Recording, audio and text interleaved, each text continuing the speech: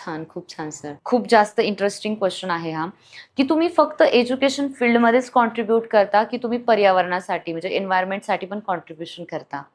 म्हणजे त्याच्या रिलेटेड सुद्धा काही ॲक्टिव्हिटीज तुम्ही करता? हो, नक्कीच. आपलं प्रायमरी गोल तर एज्युकेशनच आहे. हं, हं. पण त्याचबरोबर आपण हेल्थ सेक्टर आणि एन्व्हायरमेंट सेक्टरमध्ये हे काम करतोय. हं, हं. आम्ही सध्या जिथे आहे तिथे एक इंद्रायणी नदीचा घाट वगैरे आहे. तिथं आम्ही तो स्वच्छता अभियान पण आम्ही घेतोय. अच्छा. अरे वाह! आमची टीम पूर्ण असेल, आमचे मित्र असतील, आम्ही तिथे जातोय. तो उपक्रम घेतोय. तसेच ट्री प्लांटेशनचाही आम्ही हं, हं. उपक्रम घेत असतोय.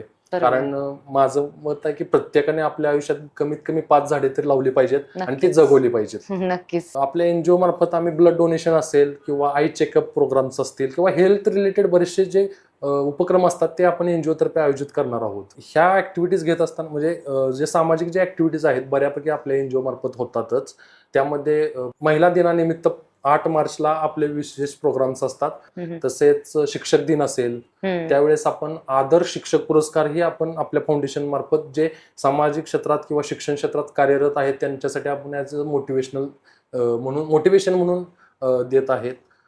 तसेच योगा डे असेल, योगा डेलाही आमच्या ॲक्टिव्हिटीज असतात आणि नॉट ओन्ली फक्त हे फक्त फील्ड धरून आम्ही चालत नाही. त्यामध्ये कराटे असतील, योगा असेल यासारखेही उपक्रम आम्ही आमच्या इथं घेतोय. म्हणजे स्पोर्ट्समध्येही विद्यार्थ्यांनी पार्टिसिपेट व्हावं आणि सहभागी व्हावं यासाठी. जर जर